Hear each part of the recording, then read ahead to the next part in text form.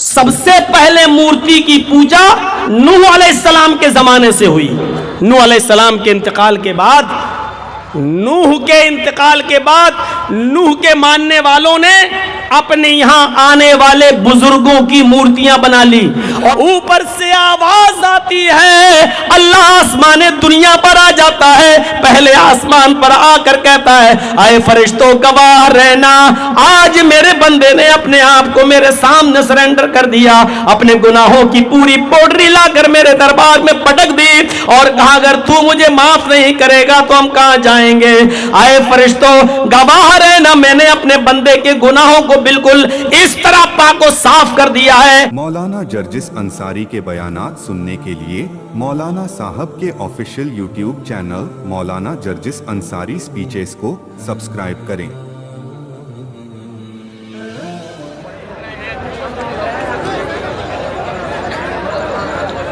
السلام علیکم ورحمۃ اللہ وبرکاتہ.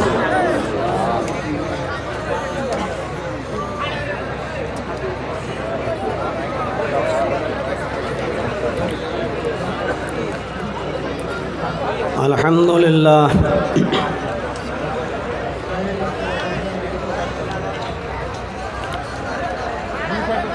الحمدللہ نحمدہ ونستعینہ ونستغفرہ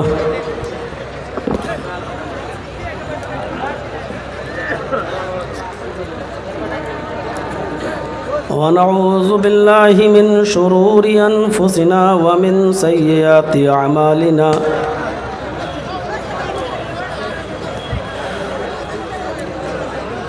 من يهده الله فلا مضل له ومن يضلله فلا هادي له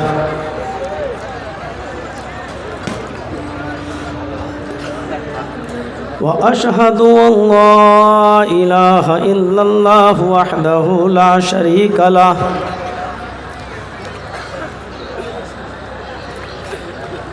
وأشهد أن محمدًا عبده ورسوله.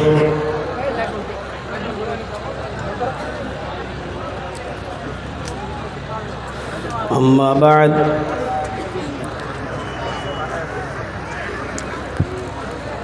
فإن خير الحديث كتاب الله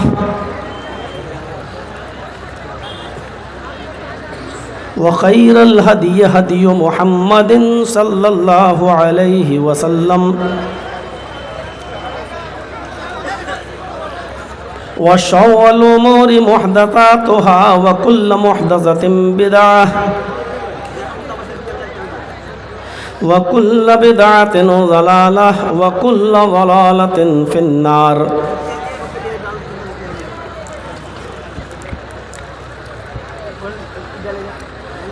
أعوذ بالله من الشيطان الرجيم.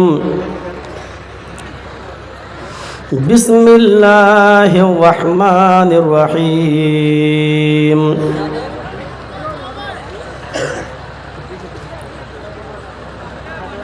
قل يا أهل الكتاب تعالوا إلى كلمة سواء بيننا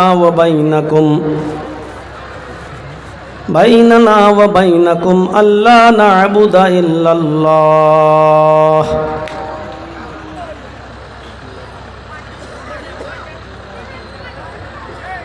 وقال تعالى ومن يبتغ غير الإسلام دينا فلن يقبل منه وهو في الآخرة من الخاسرين.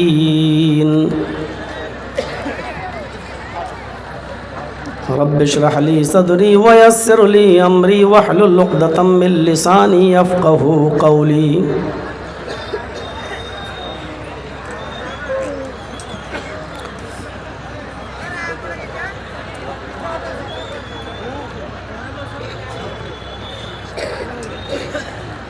اسٹیج پر بیٹھے ہوئے اجلاس عام کے مؤقر صدر و ناظم اجلاس توحید سلفی حفظہ اللہ، آپ کے علاقے کے اور شیر شاہ آبادی قوم کے ایک غیور اور باوقار عظیم شخصیت جناب توقیر عالم سلفی حفظہ اللہ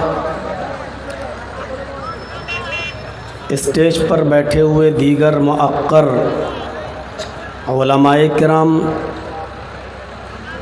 مدرسے کی کمیٹی کے اہم اراکین و ذمہ داران،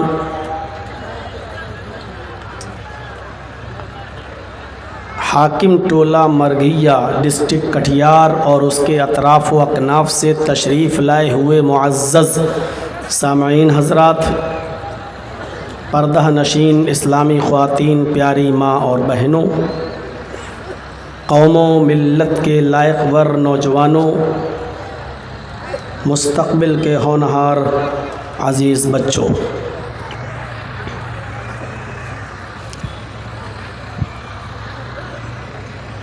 اس وقت ہمارے ملک کے حالات اور اس وقت پوری دنیا کے حالات ہم سے اور آپ سے چھپے ہوئے نہیں ہیں۔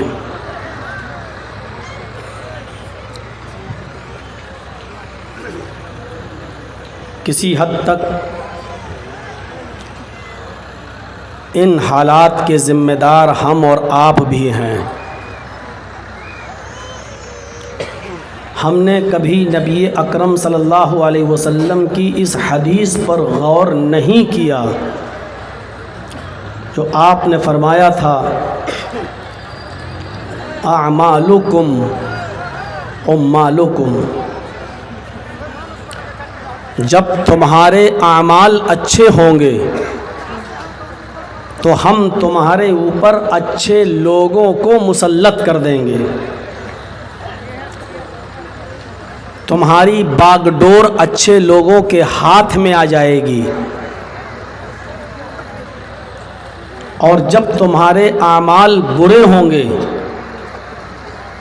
تو ہم تمہارے اوپر برے لوگوں کو مسلط کر دیں گے اور تمہاری باغ ڈور ان برے لوگوں کو دے دیں گے۔ نبی اکرم کی اس حدیث کی روشنی میں ہر انسان غور کرے کہ ہمارے اوپر اچھے لوگ مسلط ہیں یا برے لوگ مسلط ہیں۔ اگر اچھے لوگ مسلط ہیں تو یہ نتیجہ نکال لو کہ ہمارے اعمال اچھے ہیں، اور اگر ہمارے اوپر برے لوگ مسلط ہیں تو پھر ہمیں اپنے اعمال کی اصلاح کرنے کی ضرورت ہے۔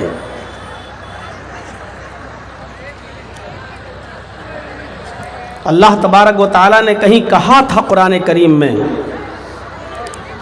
فَهَلْ عَسَيْتُمْ إِن تَوَلَّيْتُمْ أَن تُفْسِدُوا فِي الْأَرْضِ وَتُقَطِّعُوا أَرْحَامَكُمْ، اگر تمہیں زمین کی بادشاہت دے دی جائے، اگر تمہیں کہیں کا حکمراں بنا دیا جائے، اگر تمہیں کسی قوم کی ذمہ داری دے دی جائے تو تم سے یہی امید کی جا سکتی ہے کہ تم زمین میں فساد برپا کرو گے، ان تفسدوا فی الارض، تم سے یہی امید کی جا سکتی ہے کہ تم زمین میں فساد برپا کرو گے، وَتُقَطِّعُوا أَرْحَامَكُمْ، اور تم رشتہ داریوں کو کاٹ کر پھینک دو گے، رشتہ داریوں کو کاٹ کر رکھ دو گے۔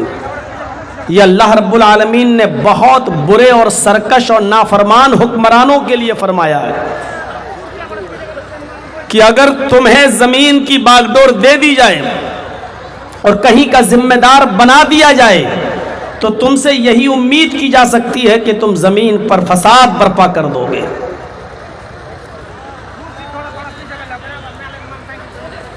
فَهَلْ عَسَيْتُمْ إِن تَوَلَّيْتُمْ أَن تُفْسِدُوا فِي الْأَرْضِ، تم سے یہی قیاس لگایا جا سکتا ہے، یہی امید کی جا سکتی ہے کہ تم زمین میں فساد برپا کر دو گے۔ آج زمین پہ فساد برپا ہے، اسرائیل و فلسطین کا مسئلہ ہمارے سامنے ہے، اپنے ملک کے حالات ہمارے اور آپ کے سامنے ہیں. ان تمام چیزوں کی روشنی میں ہمارا پورا خطاب اس طرف تو نہیں ہوگا، صرف ایک اشارہ ہے میرا کہ ہم اپنے اعمال کی اصلاح کریں اور دیکھیں کہ نبی اکرم صلی اللہ علیہ وسلم کے اس فرمان کی روشنی میں ہمارے اعمال کیسے ہیں. حضرت عمر فاروق رضی اللہ تعالیٰ عنہ کے پاس ملک شام کے گورنر ملنے آئے تو اس وقت حضرت عمر فاروق رضی اللہ تعالیٰ عنہ اپنے چھوٹے سے بچے کو اپنی گود میں بٹھائے ہوئے تھے اور اس چھوٹے سے بچے کا بوسہ لے رہے تھے، اس کو اپنی گود میں بٹھائے ہوئے تھے. تو ملک شام کے گورنر نے کہا تھا کہ امیر المومنین، آپ اپنے اس چھوٹے سے بچے کو اتنا پیار کر رہے ہیں، اس کے لیے آپ کے پاس اتنا ٹائم ہے؟ میرے بھی کئی بچے ہیں، لیکن میں نے تو آج تک اپنے بچے کو اتنا پیار نہیں کیا، اپنی گود میں نہیں بٹھایا، اس کو بوسہ نہیں دیا.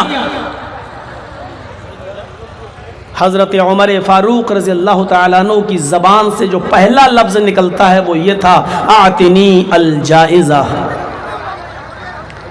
ہم نے تجھے ملک شام کا گورنر بنا کر بہت بڑی غلطی کی ہے، اپنی ڈگری واپس کرو، اپنا عہدہ واپس کرو، یعنی آج کے بعد تم ملک شام کے گورنر بننے کا حق نہیں رکھتے. اس نے عہدہ دے دیا، ڈگری دے دی، کہا امیر المومنین میری غلطی کیا ہے؟ تو حضرت عمر نے کہا تیری غلطی یہ ہے کہ تو اپنے بچے سے پیار نہیں کرتا، محبت نہیں کرتا. اس نے کہا بچہ میرا ہے، میں اپنے بچے سے پیار کروں یا نہ کروں یہ میرا ذاتی معاملہ ہے، آپ اس پر مجھے ملک شام کی گورنری سے کیوں ہٹا رہے ہیں، معزول کر رہے ہیں؟ تو حضرت عمر فاروق نے کہا کہ جو شخص اپنے بچے سے پیار نہیں کر سکتا، جو شخص اپنے بچے سے محبت نہیں کر سکتا، وہ ملک شام کی عوام اور ملک شام کی رعایا سے کیا پیار کرے گا، وہاں کے لوگوں سے کیا محبت کرے گا؟ یعنی جو اپنے بچے سے پیار نہیں کر سکتا وہ وہاں کی عوام سے کیا پیار کرے گا؟ لوگوں پر رحم کرنے والے لوگوں کا اندازہ یہ ایسے لگایا جا سکتا تھا کہ اپنے گھر والوں کے ساتھ کیسا ہے، لیکن یہاں تو ان لوگوں کو ذمہ داری دے دی گئی جن کے گھر ہی نہیں ہیں، جن کے مکان ہی نہیں ہیں، جن کے رشتہ دار ہی نہیں ہیں، جن کے گھروں میں وہ کس سے پیار کریں کہ جن کی بیویاں بھی نہیں ہیں اور جن کے بچے ہی نہیں ہیں.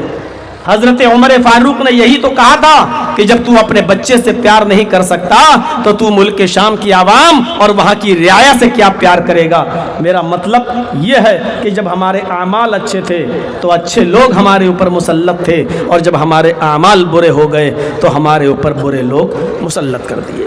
تو میرے بھائیوں، میں پھر وہی کہنا چاہتا ہوں آپ سے کہ ہم اپنے اعمال کی اصلاح کریں.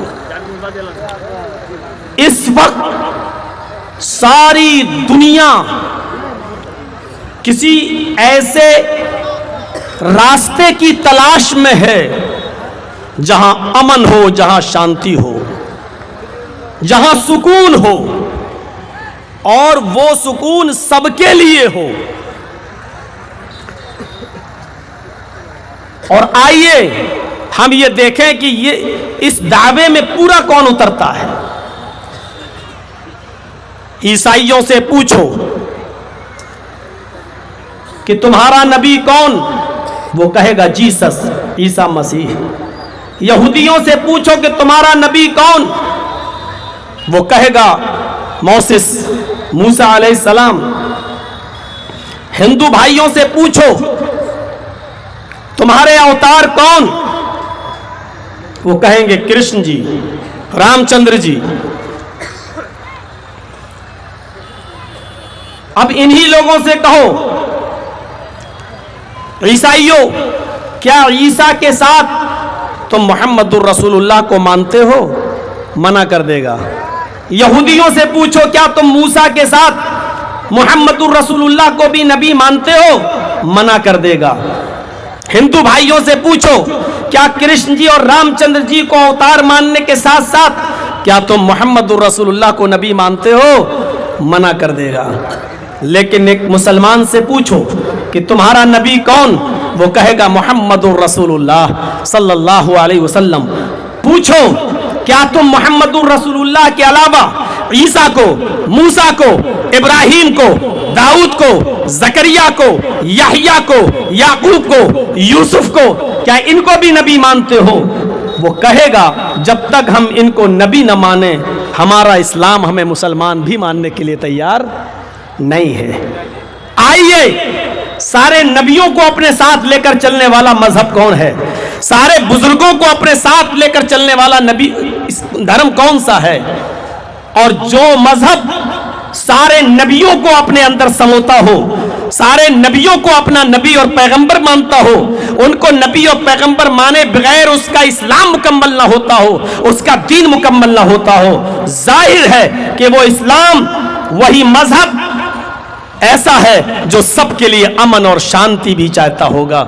उसके अंदर नफरत और घृणा नहीं होगी। नफरत और घृणा तो उनके अंदर होगी। हम ईसा को मानते हैं ना, इनको मारो। हम मूसा को मानते हैं, ईसा को नहीं, ईसाइयों को मारो। हम ईसा को मानते हैं, मोहम्मद को नहीं, मुसलमानों को मारो। हम मूसा को मानते हैं, मोहम्मद को नहीं, मुसलमानों को मारो। लेकिन हम किसको मारें? हम हमला किस पर करें कि खुद अल्लाह के नबी ने ईसा को भी अपना भाई कहा और मूसा को भी अपना भाई कहा। सारे नबियों को बैतुल मुकद्दस में अल्लाह ने जमा किया और मोहम्मदुर रसूलुल्लाह ने सबको अपने पीछे नमाज पढ़ाई और इमामत अदा की। मेरे भाइयों, सारे नबियों ने हमारे नबी के पीछे नमाज पढ़ने में कोई तसाहुल नहीं बरता और हमारे नबी ने भी किसी को अपनी इक्तिदा से हटाया नहीं। तो हम दुश्मनी करें तो किसके साथ करें? और इसीलिए पूछिए आप हिंदू भाइयों से भी कि आपका धर्म क्या है, वो जवाब देगा सनातन धर्म। क्योंकि अब तो टीवी मीडिया पर भी ये जाहिर हो चुका है कि हिंदू धर्म नहीं है, सनातन धर्म। और सनातन का माना होता है सत्य की तरफ बुलाने वाला और शांति का आदेश देने वाला। और इस्लाम का माना भी होता है सलामती का आदेश, सलामती वाला, अमन वाला। हिंदू भाइयों से पूछो कि तुम्हारा धर्म सनातन धर्म है, कहेंगे हाँ। तो क्या तुम अपने धर्म को इस्लाम कह सकते हो? मना कर देगा। मुसलमानों से पूछो कि तुम्हारा धर्म क्या है, वो कहेगा इस्लाम। मुसलमानों से पूछो क्या तुम अपने इस्लाम को सनातन धर्म कह सकते हो, वो कहेगा हमें कोई एतराज नहीं, क्योंकि माना एक ही है। इस्लाम का माना भी सलामती वाला और सनातन के माना भी शांति वाला, अमन वाला, सुकून वाला। तो मुझे बताइए कि भाईचारा किस मजहब में है? मुझे बताइए कि अपने अंदर भाई बनाकर शामिल करने का जज्बा किसके अंदर है और नफरत का उन्सुर किसके अंदर है? खुद फैसला करिए और देखिए। सनातन धर्मम पंचम वस्तु अस्ति। प्रथमा वस्तु एकम ब्रह्मादित्य नास्ति नास्ति किंचन। द्वितीय वस्तु साष्टांग कर्तव्यति। तृतीय वस्तु दानम दीक्षिता। चतुर्थ वस्तु उपासना। पंचम वस्तु तीर्थ यात्रा कर्तव्य। श्रीमद् महाभारत और श्रीमद् भागवत महान पुराण के ये मंत्र हमने आपके सामने रख दिए। इन मंत्रों में 5 काम बताए गए हैं और कहा गया यही 5 चीजें सनातन धर्म की जान हैं, रूह हैं। सनातन धर्मम पंचम वस्तु अस्ति। सनातन धर्म 5 चीजों के मजमूए का, 5 चीजों का नाम है। ये 5 चीजें जिसके अंदर पाई जाएंगी वो सनातन धर्मी है। इन 5 चीजों में पहली चीज देखिए क्या कहा गया है। प्रथमा वस्तु, फर्स्ट वर्क, पहला काम, पहली चीज एकम ब्रह्मा द्वितीय नास्ति निनास्ति किंचन, एक ही ब्रह्मा है, इस ब्रह्मांड का रचयिता और रचनाकार एक ही है, इस दुनिया का बनाने वाला, इस ब्रह्मांड का रचयिता और रचनाकार, इस जगत का स्वामी, क्रिएटर ऑफ यूनिवर्स एक है, द्वितीय नास्ते दूसरा नहीं। पहली चीज क्या बताई है? इस दुनिया का बनाने वाला एक ही है, दूसरा नहीं। नहीं नास्ति किंचन, जरा सा भी नहीं, बिल्कुल भी नहीं। द्वितीय वस्तु और दूसरी चीज साष्टांग कर्तव्य, धरती पर जमीन पर झुक जाओ और 8 अंगों को जमीन पर रखो। 8 अंगों को, 8 अंग जमीन में कब रखे जाते हैं? सजदा करके देख लीजिए आप। जब आप सजदा करेंगे तो सजदे में 8 अंग हैं, एक एक करके गिनेंगे तो सबसे पहले देखिए सजदे में माथा और नाक, माथा एक और नाक एक, एक और एक 2। बुखारी शरीफ की हदीस के मुताबिक ये है कि सजदा 7 आज़ा पे करो तो 7 आज़ा से मुराद नाक और पेशानी दोनों को एक जोड़ा गया है, नाक और पेशानी दोनों को एक माना गया है तो 7 हो जाएंगे। लेकिन हमें अंग गिनाना है आपको, साष्टांग, सा अष्ट अंग, अलग अलग पढ़ेंगे तो क्या होगा? सा अष्ट अंग। जब मिलाएंगे तो क्या पढ़ा जाएगा? साष्टांग, सा अष्ट अंग। 8 अंगों के साथ जमीन पर झुक जाओ, यानी सजदा करो। जुज बोलकर कुल मुराद लिया गया है, यानी नमाज पढ़ो। दूसरी चीज, और सजदे ही में 8 अंग होते हैं, माथा एक, नाक एक, एक और एक 2 हाथ कितने हुए? 4, दोनों घुटना 6 और दोनों पैरों के पंजे 8। ये साष्टांग ये है। हमारे हिंदू भाई बहुत से आज भी मंदिरों में करते हैं, लेकिन वो साष्टांग ऐसे नहीं करते हैं। वो क्या करते हैं? पूरा पट लेट जाते हैं और जब खड़े हो जाते हैं तो उनसे पूछो क्या किया था? बोले साष्टांग। अरे अल्लाह के बंदे, जो तूने किया वो साष्टांग नहीं है, वो 20 टांग है।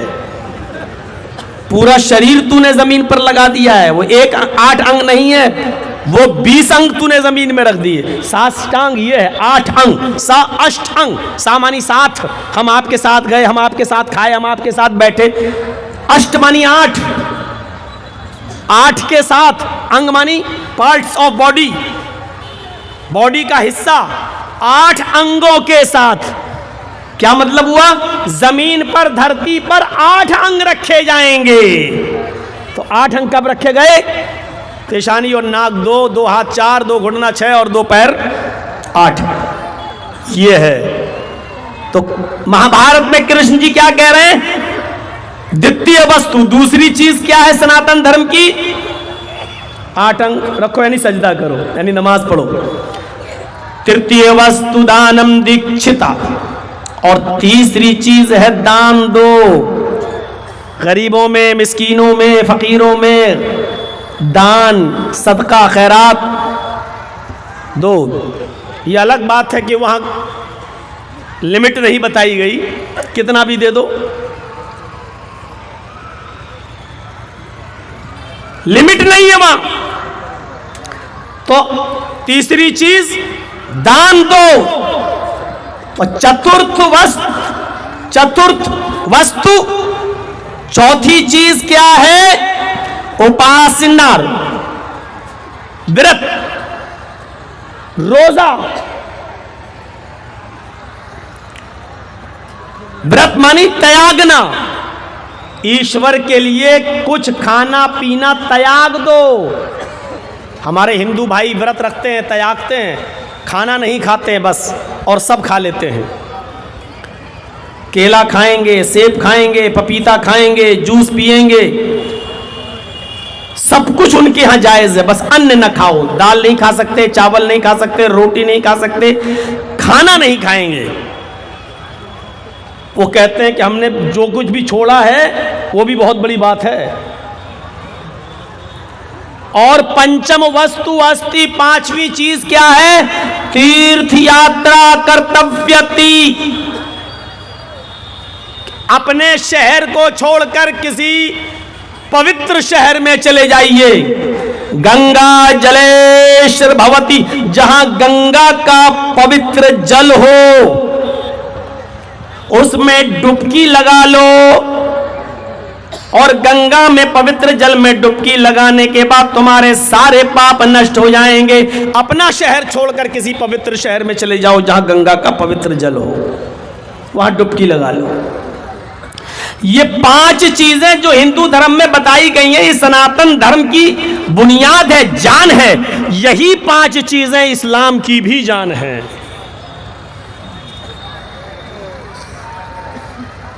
بنی الاسلام علی 5 شہادت ان لا الہ الا اللہ وان محمد الرسول اللہ واقام الصلاۃ وایتاء الزکاۃ والحج وصوم رمضان. اسلام کی بنیاد 5 چیزوں کے اوپر رکھی گئی ہے، یہی اسلام کی جان ہے. پہلی چیز، اس بات کی گواہی دو کہ اللہ کے علاوہ کوئی معبود نہیں. اشہد ان لا الہ الا اللہ، اس دنیا میں اللہ کے علاوہ کوئی پرستش کے لائق نہیں، اس لیے کہ خالق کل شیء وہی ہے، وہی ہے پوری کائنات کا خالق.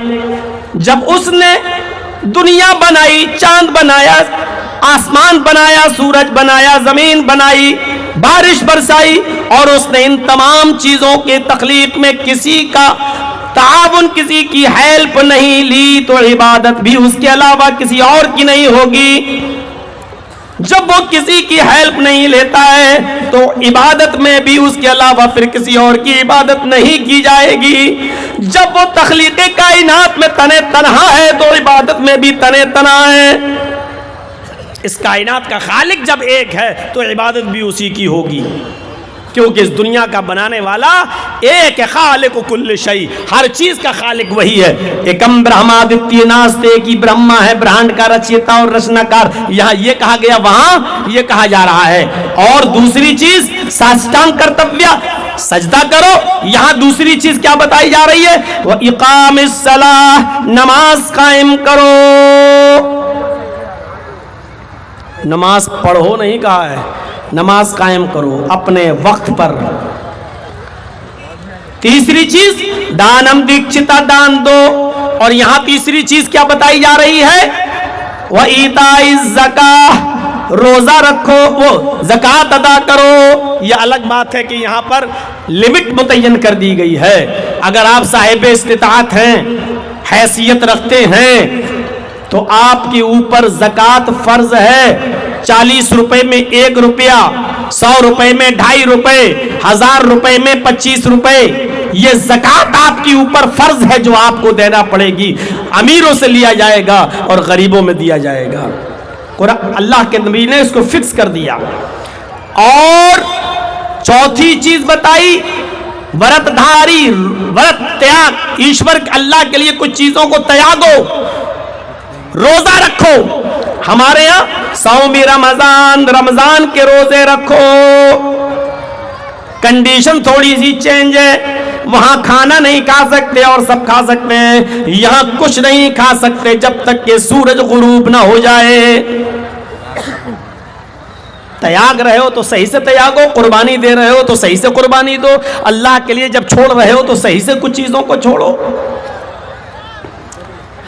اور 5ویں اور آخری چیز کیا بتائی گئی؟ تیرتھ یاترا کرتویہ، پوتر شہر چلے جاؤ جہاں گنگا کا پوتر جل ہو، ڈبکی لگا لو، نہا لو، گناہ مٹ جائیں گے، پاپ مٹ جائیں گے. اس لیے ہمارے ہندو بھائی آج بھی اپنے پاپ کو چھما کرانے کے لیے اور پاپ کو دھلانے کے لیے اور نشٹ کرنے کے لیے گنگا میں ڈبکی لگاتے ہیں اور کہتے ہیں کہ گنگا جل میں اسنان کرنے سے ہمارے پاپ مٹ جائیں گے. جبکہ ہمارے یہاں کیا ہے؟ والحج، حج کرنے جاؤ اپنا شہر چھوڑ کر کسی پوتر شہر البلد الامین میں، مکہ میں، اور گنگا جل سے مراد اس شہر میں چلے جاؤ جہاں زمزم کا پوتر پاک پانی موجود ہو. پانی میں ڈبکی لگانے سے گناہ نہیں مٹتے ہیں. اگر پانی میں ڈبکی لگانے سے اور نہانے سے گناہ مٹتے ہوتے تو پھر تو دنیا میں کوئی گناہ گار ہی نہیں ہوتا. قتل کرو اور ڈبکی لگا لو. اسرائیل فلسطینیوں کو قتل کر رہا ہے اور جب سب کو قتل کر لے تو ہندوستان میں آ جائے اور بنارس کی گنگا میں ڈبکی لگا لے, نیتن یاہو کے سارے گناہ مٹ جائیں گے. اگر پانی میں ڈبکی لگانے سے گناہ مٹتے ہوتے تو سینسر بورڈ نے ایک فلم پاس کی تھی اور اس فلم کے اندر ایک گانا بنا تھا, یاد ہے آپ کو؟ رام تیری گنگا میلی ہو گئی پاپیوں کے پاپ دھوتے دھوتے. آج تک اس فلم پر بینڈ نہیں لگا ہے جس نے گنگا کو ہی گندا کہہ دیا تھا اور یہاں تک کہا کہ رام تیری گنگا میلی ہو گئی. اور کیوں کہا؟ کہ پاپی اتنا نہائے اس میں, جس نے بھی پاپ کیا وہ نہا لیا, جس نے بھی پاپ کیا اس نے ڈبکی لگا لی. اب پاپی تو پاپ سے دھل گئے لیکن پاپیوں کے پاپ گنگا میں مل گئے, گھل گئے. اب وہ گنگا کہاں جائے بیچارے جو پاپیوں کے پاپ کو اپنے اندر لیے بیٹھی ہوئی ہے. اس پر ہمارے اوپر کیس نہیں بنے گا. ہمارے اوپر اگر کیس اس پر بنے گا تو اس فلم والے پر بھی بنے گا جس نے یہ فلم بنائی. تو آپ بھیا بیٹا جاؤ, تم لوگ جاؤ, تم لوگوں پہ فرض نہیں ہے تقریر سننا, جاؤ. بہت خوبصورت ہے تمہاری گھڑی. اتنا تیز بول رہا ہے کہ اس کی آواز یہاں تک آ رہی, بتاؤ. اور سرما تو ایسے لگایا لگ رہا ہے جیسے آج ہی شادی ہو رہی تیری. تو میرے بھائیوں, پوتر شہر میں چلے جاؤ اور گنگا کے پوتر جل میں ڈبکی لگا لو کا مطلب یہ ہوتا ہے ایسی جگہ چلے جاؤ جہاں زمزم موجود ہے. حالانکہ زمزم پینے سے بھی گناہ نہیں مٹتے, زمزم کے پانی کے نہانے سے بھی آپ یہ مت سوچئے کہ گناہ مٹ جائیں گے. اشارہ یہ ہے کہ ایسے شہر چلے جائیے جہاں زمزم موجود ہے اور وہاں جا کر آپ خانہ کعبہ بیت اللہ کا طواف کیجئے, حج کر لیجئے, آپ کے گناہ مٹ جائیں گے. اور یہ سچ ہے. اللہ کے نبی صلی اللہ علیہ وسلم فرماتے ہیں حاجی جب حج کے میدان میں ہوتا ہے لبیک لبیک اللہم لبیک کے نعرے لگاتا ہے. لبیک کا معنی کیا ہے؟ ہم لوگ بہت آسانی سے کہتے ہیں لبیک لبیک. ارے کبھی غور کیا لبیک کا مطلب؟ لبیک حاضر ہوں, لبیک حاضر ہوں, اللہم لبیک, اے اللہ سرنڈر کرنے آیا ہوں, حاضر ہوں تیرے دربار میں. اے اللہ میں انڈیا سے, میں پاکستان سے, میں امریکہ سے, میں اسرائیل سے, میں فلسطین سے, میں جاپان سے, میں ایران سے, میں عراق سے, تیرے سب سے بڑے گھر میں آیا ہوں, اس جگہ آیا ہوں, میدان عرفات میں آیا ہوں. امیری و غریبی کے فرق کو مٹا دیا ہے, کالے گورے کے رنگ کے فرق کو مٹا دیا ہے. آج تیرے اس دربار میں, اس میدان میں ہم آئے, اپنے آپ کو سرنڈر کر رہے ہیں. ہم گناہوں کا بوجھ اپنے سر پر لاد کر آئے ہیں. لبیک لبیک اللہم لبیک. اے اللہ ہم اپنے گناہوں کو اپنے ماں باپ سے چھپا سکتے ہیں, اپنے بھائیوں سے چھپا سکتے ہیں, اپنے پڑوسیوں سے چھپا سکتے ہیں. ہم نے کس کس کو قتل کیا, کس کو مارا, آج تک پولیس کو اور حکومت کو بھی پتہ نہ چلا. ہم ان سے اپنے آپ کو بچا سکتے ہیں لیکن تجھ سے ہم اپنے آپ کو نہیں بچا سکتے. اس لیے تیری عدالت میں میں نے اپنے آپ کو سرنڈر کر دیا ہے. اے اللہ میں اپنے گناہوں کی گٹھری اور پوڑری لاد کر تیرے دربار میں آ گیا ہوں. اے اللہ اللہم لبیک لا شریک لک. اے اللہ تیرا کوئی شریک نہیں ہے, میں نے اپنے آپ کو تیرے دربار میں پیش کر دیا ہے. اے اللہ میں اپنے گناہوں کی معافی مانگنے کے لیے تیرے پاس چلا آیا. اوپر سے آواز آتی ہے, اللہ آسمان دنیا پر آ جاتا ہے, پہلے آسمان پر آ کر کہتا ہے اے فرشتوں گواہ رہنا, آج میرے بندے نے اپنے آپ کو میرے سامنے سرنڈر کر دیا, اپنے گناہوں کی پوری पोटरी ला कर मेरे दरबार में पटक दी और कहा अगर तू मुझे माफ नहीं करेगा तो हम कहां जाएंगे। आए फरिश्तों, गवाह रहे ना, मैंने अपने बंदे के गुनाहों को बिल्कुल इस तरह पाको साफ कर दिया है जैसे धोबी की भट्टी में कपड़े का मैल साफ हो जाता है, मैंने भी अपने बंदे को माफ कर दिया है। एक हदीस में आता है जब हाजी हज के मैदान में लब्बैक लब्बैक कहकर अपने गुनाह का एतराफ करता है और अल्लाह से अपने गुनाह की माफी मांगता है तो अल्लाह की पुकार आती है, फरिश्तों माफ कर दिया मैंने अपने बंदे को और आज इसके गुनाह को ऐसे धुल दिया कमा वलदत उम्मुहा, जैसा कि इसकी मां ने इसको आज ही पैदा किया हो। जैसे बच्चा मां के पेट से पैदा होकर बाहर आता है उसके ऊपर कोई गुनाह नहीं होता है, इसलिए वो बिल्कुल मासूम होता है, गुनाहों से बिल्कुल पाको साफ होता है। मैंने आज इसको बिल्कुल ऐसे ही गुनाहों से पाको साफ कर दिया है। फिर एक फरिश्ता उस हाजी के सीने पर हाथ रखकर कहता है, आए हाजी, अब तू अपने मुल्क जाएगा, अपने वतन जाएगा, अपने शहर जाएगा, देख तू इस वक्त गुनाहों से बिल्कुल पाको साफ हो चुका है, अपने मुल्क में जाकर फिर बेईमानी मत करना, फिर अमानत में खयानत मत करना, फिर दुकान पर बैठते हुए नाप तौल में कमी मत करना, फिर किसी को धोखा मत देना, फिर अमानतदारी में खयानत मत करना, लोगों के साथ अच्छा बर्ताव करना, फिर से अपने अमाल को काला मत कर लेना, आज तू गुनाहों से बिल्कुल पाको साफ हो गया है। तो हज का मतलब गंगा जल में स्नान करने का मतलब ऐसे शहर में चले जाओ जहां जाने के बाद तुम्हारे सारे गुनाह मिट जाएं, ये मतलब होता है। मुआसिलत बहुत है हमारी और हिंदू भाइयों में, लेकिन फर्क यह है कि कोई सही से समझाने वाला हो। हिंदू मुस्लिम हिंदू मुस्लिम हिंदू मुस्लिम करके नफरतें पैदा कर सकते हो, लेकिन वेद मंत्र कुरान की आयतें पढ़कर मेरे भाइयों लोगों को एक करने की जरूरत है और एक प्लेटफार्म पे लाने की जरूरत है कि देखो कोई एक मजहब ऐसा है जो सबके लिए है। भाई अल्लाह की किसी चीज में बंटवारा नहीं है, आप देख लीजिए कुदरती चीज में बंटवारा नहीं है। सूरज की रोशनी क्या सिर्फ मुसलमानों को मिलती है, हिंदुओं को नहीं मिलती क्या? या सूरज सिर्फ मुसलमानों के अनाज को पकाता है, हिंदू मुस्लिम और सिख और ईसाइयों के खेतों में सूरज की रोशनी नहीं जाती? सबके लिए है। आसमान से बारिश बरसती है, सबके लिए है। अल्लाह जो हवा चलाता है वो सबके लिए है।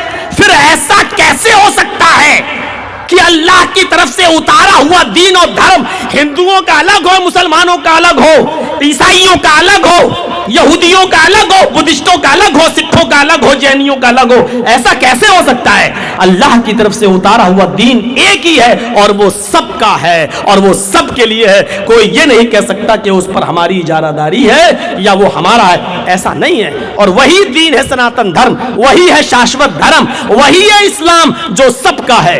अल्लाह ताला ने मोहम्मद रसूलुल्लाह से भी कहा कि आए नबी, कोई नया दीन देकर हम तुम्हें नहीं भेज रहे हैं, तुम जो दीन लेकर दुनिया में गए हो ये नया दीन हमने तुम्हें नहीं दिया।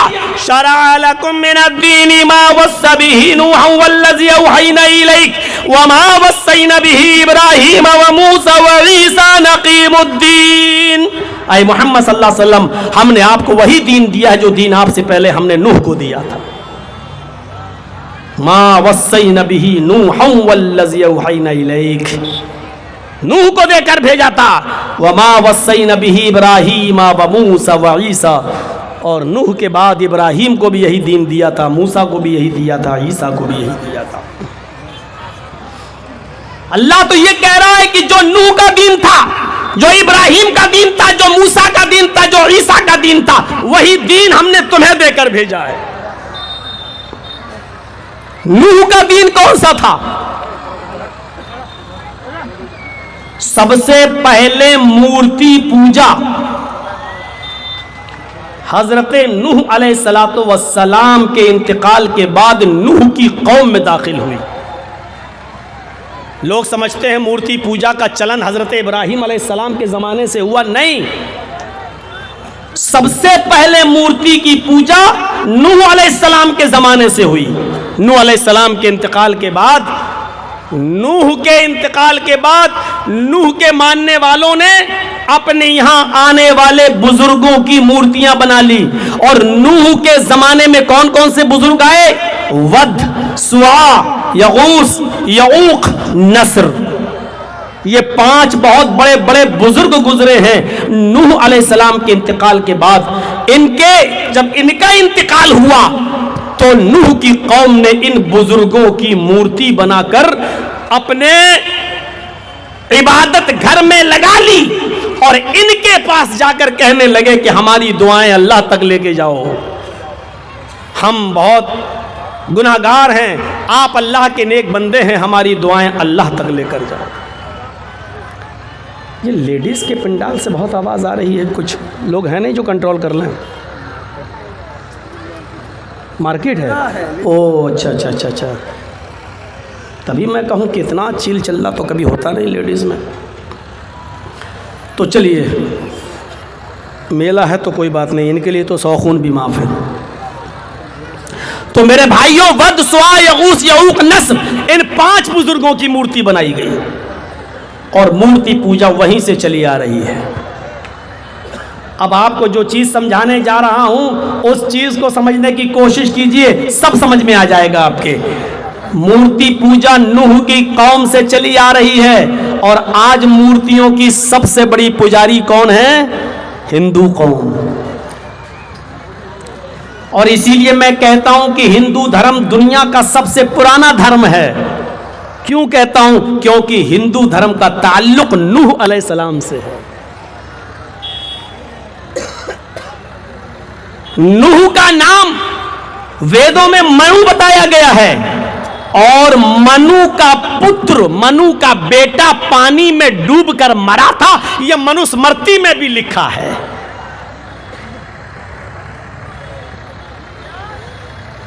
منو نے شراپ دے دیا ہے, ایشور میری قوم کو نشٹ کر دے, میری قوم اب مانے گی نہیں, مجھے سویکار نہیں کرے گی. ایشور کا پرکوپ آیا, دھرتی سے پانی آیا, آسمان آکاش سے جل آیا. منو کا پتر پروت پہاڑ کی اوپر چڑھ گیا.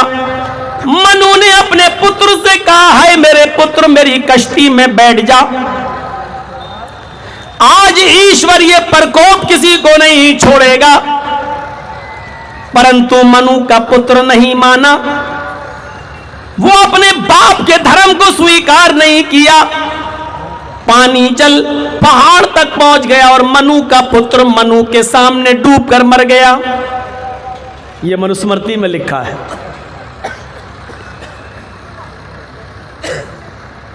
قرآن میں بھی یہی واقعہ موجود ہے.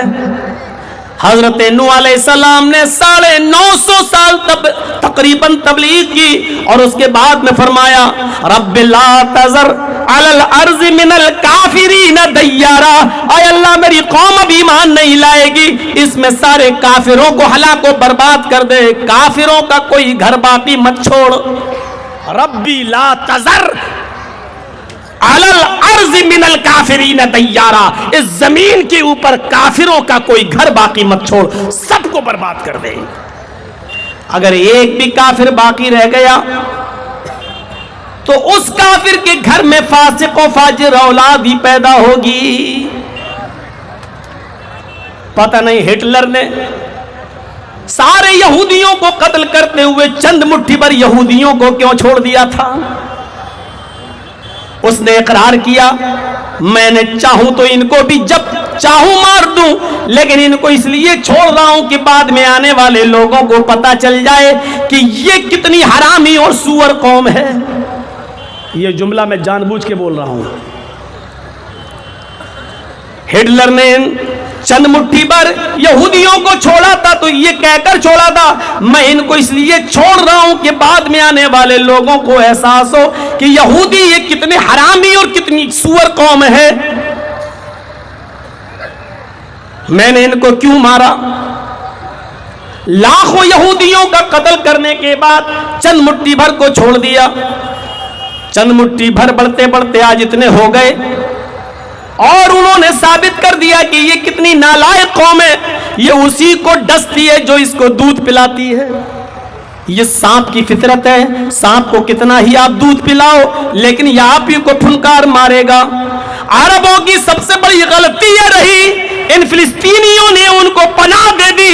جب امریکہ اور برٹین ان کو پناہ نہیں دے رہا تھا था, जापान उनको पनाह नहीं दे रहा था, फ्रांस उनको पनाह नहीं दे रहा था, तो इन अरबों को रहम आ गया, उन्होंने अपनी बस्ती में उनको रोक लिया, रख लिया, रहो। लेकिन ये ऐसा ही है, सांप को तुमने दूध पिलाया, आज ये तुम ही को डस रहे हैं। आज इन यहूदियों ने साबित कर दिया कि ये कितनी हरामियों, कितनी सुअर कौम है। हिटलर ने ये तो दिखाने के लिए, एहसास दिलाने के लिए छोड़ा था, लेकिन ये हिटलर की बहुत बड़ी गलती थी, क्योंकि इसका खमियाजा हम मुसलमानों ही को भुगतना पड़ रहा है। हजरत नूह ने भी यही दुआ की थी, रब्बी ला तज़र अलल अर्ज़ि मिनल काफिरीन दय्यारा, आय अल्लाह जब तेरा अजाब इस धरती पर आए तो तू काफिरों का कोई घर बाकी मत छोड़ना, सारे के सारे काफिरों को हलाक व बर्बाद कर देना। अगर एक भी काफिर बच गया तो उससे फासिक व फाजिर औलाद ही पैदा होगी। अल्लाह का अजाब आया, नूह अलैहिस्सलाम का बेटा पहाड़ पे चढ़ गया कनान। नूह ने कहा बेटा ईमान ले और मेरी कश्ती में सवार हो जा, लेकिन नहीं माना। आखिरकार पानी पहाड़ तक चढ़ गया और नूह का बेटा नूह की आंखों के सामने डूब कर मर गया।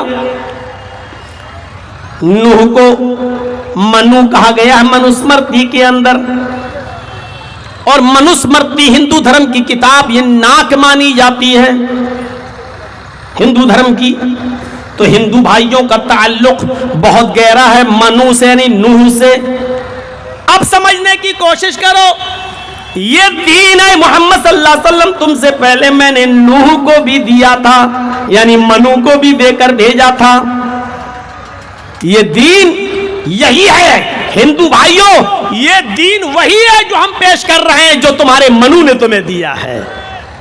ये वही धर्म है, हमारा धर्म कोई अलग धर्म नहीं है। जो तुम मनु के धर्म को मानते हो वही हमारा धर्म है, जो इब्राहिम का दीन है वही हमारा दीन है, जो मूसा का दीन है वही हमारा दीन है, जो ईसा का दीन है वही हमारा दीन है। फर्क सिर्फ इतना है कि जब जब जो नबी इस दुनिया में आया उसके जाने के बाद उसके मानने वालों ने बहुत बिगाड़ पैदा कर दिया, बहुत चेंजिंग कर दी, असली में नकली मिला दिया, डालडा की आमेजिश कर दी और शिर्क मिला दिया।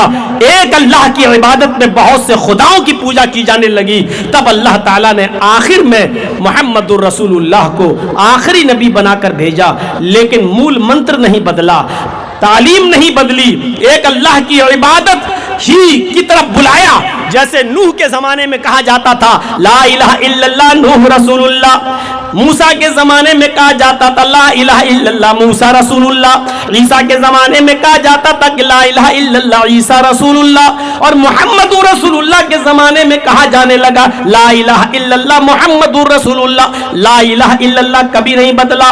ये नूह का भी कलमा था, ये मूसा का भी था, ये ईसा का भी था, और इसीलिए कुरान सबको दावत देता है कुल या अहलल किताबी तालू इला कलिमतिन सवाइम बैनना व बैनकुम अल्ला नअबुदा इल्लल्लाह। ऐ नबी कह दो, ऐ यहूदियों सुनो, ऐ ईसाइयों आओ, कुल या अहलल किताब। कोई मीडिया वाला लिखे इतने प्यार भरी दावत कोई नहीं देता। आज कोई है ईसाई जो ये कह सके आओ मुसलमानों हमारी तरफ आओ? है कोई हिंदू भाई जो ये कहे आओ मुसलमानों हमारी तरफ आओ? है कोई यहूदी जो ये कह सके आए मुसलमानों आओ तौरात की तरफ आओ, आओ हमारे कलमे की तरफ आओ? कुरान कहता है, अल्लाह कहता है, मोहम्मद सल्लल्लाहु अलैहि वसल्लम की जबान से कहलवाता है, ऐ मोहम्मद जब तुम्हारा कलमा उनके कलमे से अलग नहीं है तो उनको उसी कलमे की तरफ बुलाओ। कुल ऐ या अहलल किताब, ऐ यहूदियों, ऐ ईसाइयों, आओ तालो, आओ आओ, कहाँ? इला कलिमतिन सवाइम बैनना व बैनकुम, एक ऐसे कलमे की तरफ आओ जो हमारा और तुम्हारे दरमियान बराबर है, हमारा भी है वो तुम्हारा भी है, यानी ला इलाहा इल्लल्लाह तुम्हारा भी है और हमारा भी है। तो आओ एक ऐसे कलमे की तरफ जिसमें चेंजिंग नहीं है। तुम भी एक अल्लाह की इबादत के कायल हो, हम भी एक अल्लाह की इबादत के कायल है। आओ एक ऐसे कलमे की तरफ जो हमारे और तुम्हारे दरमियान बराबर है, और वो क्या है? अल्लाह नअबुदा الا اللہ کہ ہم اللہ کے علاوہ کسی کی عبادت نہیں کریں گے، ہم ایک ہی اللہ کی عبادت کریں گے، ایک اللہ کے علاوہ کسی کی عبادت نہیں کریں گے۔ یہی چیز ہے، یہی چیز ہے۔ اب رہی کہ ہندو بھائیوں میں تو نماز نہیں ہے، عیسائی تو ایسے نماز نہیں پڑھتے، پھر ایک دین کہاں ہے؟ میرے بھائیوں یہ ایک وہم ہے ہمارا اور آپ کا، ورنہ عیسائی بھی نماز پڑھتے ہیں، یہودی بھی نماز پڑھتے ہیں، اور دنیا میں کوئی نبی ایسا آیا ہی نہیں ہے جس نبی نے نماز کی طرف نہ بلایا ہو یا نماز کی دعوت نہ دی ہو، کوئی نبی ایسا نہیں ہے۔ حضرت مریم کی کفالت کر رہے تھے حضرت زکریا، حضرت زکریا کو تو فرشتوں نے اس وقت پکارا جب وہ نماز پڑھ رہے تھے۔ دیکھیے زکریا بھی نماز پڑھ رہے ہیں، دلیل کیا ہے؟ فنا